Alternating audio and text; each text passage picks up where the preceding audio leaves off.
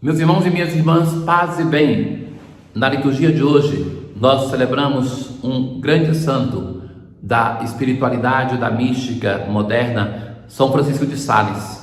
Nasceu em 1567 e morreu em 1622, nos deixando, sobretudo, a introdução à vida devota, uma obra de espiritualidade.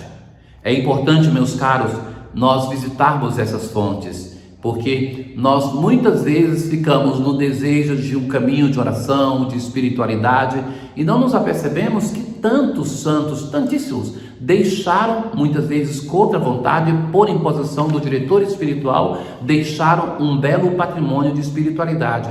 Então, não precisamos inventar a roda, mas precisamos percorrer caminhos que já são consolidados, e nisso nos ajuda a conhecer uma obra de espiritualidade, como o santo de hoje.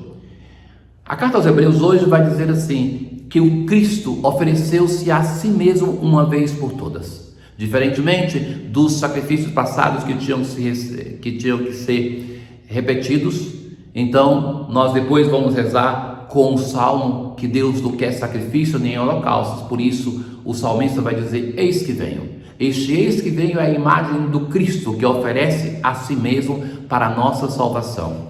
E é este mesmo Cristo que hoje no Evangelho vai dizer que todos nós, em seguindo, em escutando a palavra de Deus e colocando em prática, somos sua mãe, seus irmãos e suas irmãs. Escutemos.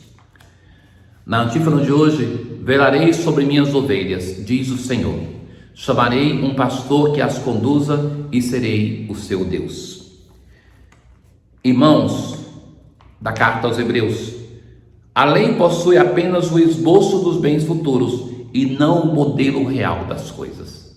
Então ele vai dizer, a lei do Antigo Testamento, os sacrifícios do Antigo Testamento, os holocaustos, a celebração, a liturgia do Antigo Testamento, ela somente é um sinal daquilo que vai acontecer depois, que é a vinda do Cristo, que é muito maior. Também com seus sacrifícios sempre iguais e repetidos a cada ano, ela é totalmente incapaz de levar à perfeição. Então ele vai dizer, se esses sacrifícios se repetem a cada ano, é um sinal que eles não são capazes de perdoar os pecados, porque era esse o centro do ritual que o sumo sacerdote fazia no Santo dos Santos, o perdão dos pecados. Ora, se eles se repetiam e se esses sacrifícios se repetiam sempre igual, ele vai dizer, é um sinal que eles não tinham a força de perdoar. Mas ao contrário, é por meio desse sacrifício que anualmente se renova a memória dos pecados. Porque se cada vez se pede perdão pelos pecados cometidos sempre de novo os mesmos, é um sinal que esses pecados não foram perdoados, pois é impossível eliminar os pecados com o sangue de touros e de bodes.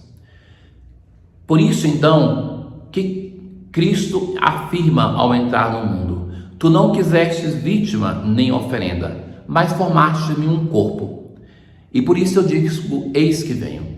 Ora, se Deus não quis, e muitas vezes Deus vai se manifestar assim no Antigo Testamento, não quero os vossos sacrifícios. Ora, se Deus não quis esses sacrifícios, o Cristo vai dizer, vós me formastes um corpo, e o corpo de Cristo se torna para nós instrumento de salvação. Através da doação da sua vida, através do derramar o seu sangue, o Senhor nos dá uma vida nova. Ele nos perdoa de fato de todos os pecados. Por isso ele diz, eis que venho. A obediência filial do Cristo se torna para nós instrumento de salvação. Com isso, suprime o primeiro sacrifício para estabelecer o segundo. O primeiro sacrifício era a imagem de um sacrifício perfeito. E no salmo de hoje nós vamos dizer isso, que Deus não quis mais esse sacrifício. Nós já ouvimos no texto da carta aos Hebreus, que através do profeta Deus promete que vai fazer uma nova aliança. E essa nova aliança, ela é feita com Jesus Cristo. É graças a essa vontade que somos santificados pela oferenda do corpo de Jesus Cristo, realizada uma vez por todas.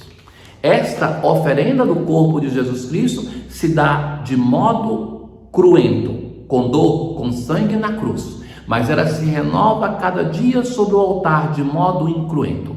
Porque do mesmo modo que ele se doou para a nossa salvação na cruz, ele se doa cada dia sobre o altar, independentemente da santidade do sacerdote que age em nome da Igreja de Cristo. No Salmo de hoje, eis que venho fazer com prazer a vossa vontade, Senhor. Esperando e esperei no Senhor, canto novo ele pôs nos meus lábios. E agora, sacrifício e oração não quisestes, mas abristes, Senhor, meus ouvidos. Não pedistes ofertas nem vítimas, holocaustos por nossos pecados. E então eu disse, eis que venho. Vós sabeis, não fecheis os meus lábios, não calei vossa graça e verdade na presença da grande assembleia. Na aclamação ao Evangelho de hoje, graças te dou, ó Pai, Senhor do céu e da terra, pois revelastes os mistérios do teu reino aos pequeninos, escondendo-os dos doutores. Nessa sessão de Marcos que nós estamos lendo desde o sábado, Jesus se encontra com seus opositores. Primeiramente era no Evangelho de sábado os seus que vêm para levá-lo. Depois nós encontramos aqueles mestres da lei que vêm de Jerusalém. E hoje no Evangelho nós temos um encontro que é curioso, um pouco incômodo para nós. Porque Jesus está com os seus discípulos em uma casa. Lembre-se, a casa é o símbolo da igreja, a comunidade que está reunida com o seu Senhor. Chega a mãe de Jesus e seus irmãos. E eles, a mãe e os irmãos, ficam do lado de fora. Mandam chamar Jesus. Então lhe disseram, tua mãe e teus irmãos estão lá fora à tua procura. Existe uma insistência de afirmar que eles estão fora. E então Jesus vai responder, quem é minha mãe e quem são meus irmãos? Essa parte daqui para nós é incômoda porque nós logo pensamos assim, como Maria ia fazer isso? Mas merece ser esclarecida, meus irmãos. Por quê? Existe uma tendência de supervalorizarmos as relações de consanguinidade. Elas têm o seu valor, mas não é tudo. Pensem que o grau de maturidade do ser humano é justamente constituir uma relação que não se baseia na consanguinidade. O matrimônio não é uma relação de consanguinidade, mas você se casa com alguém que justamente não é o teu consanguíneo para criar uma nova família. Assim também alguém que entra numa comunidade religiosa, por exemplo, estabelece uma família não com os seus consanguíneos.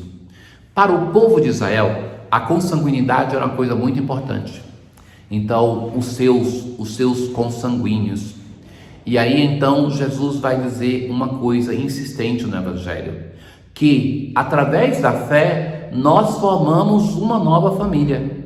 E essa família, acreditem, ela é mais importante do que aquela que é vinculada pela fé. Irmãos meus, pensar assim de modo evangélico mudaria o nosso modo de nos relacionarmos. Porque eu devo relacionar-me, tratar como irmão, não somente aquele que é da minha família, não somente aquele que tem a mesma nacionalidade minha. Continuar com discursos vazios que faz com que o estrangeiro seja menos gente do que nós, é um discurso que aos olhos cristãos é um discurso absurdo. Execrar da minha vida, da minha convivialidade, do meu amor, pessoas porque ideologicamente pensam diferente de mim, é um absurdo que não tem nenhum fundamento na nossa fé. Os cristãos derrubaram o Império Romano sem erguer uma arma, através do amor fraterno, rompendo a barreira de divisão que mantinha as pessoas isoladas. Não somos mais judeus e gregos, não somos mais escravos e livres, mas somos todos da família de Cristo. E essa família, Jesus vai dizer, aqui estão minha mãe e meus irmãos, quem faz a vontade de Deus, esse é meu irmão, minha irmã e minha irmã. Pensar assim é romper as barreiras de divisões que nós pensávamos que não existia mais, mas que se mostram tão presentes no mundo de hoje. Ó Deus, para a salvação da humanidade, quiseste que São Francisco de Sales se fizesse tudo para todos. Concedei que, a seu exemplo, manifestemos sempre a mansidão do vosso amor no serviço aos nossos irmãos. Tenham todos um bom dia. O Senhor esteja convosco, Ele está no meio de nós. Abençoe-vos o Deus Todo-Poderoso, Pai, o Filho e o Espírito Santo. Paz.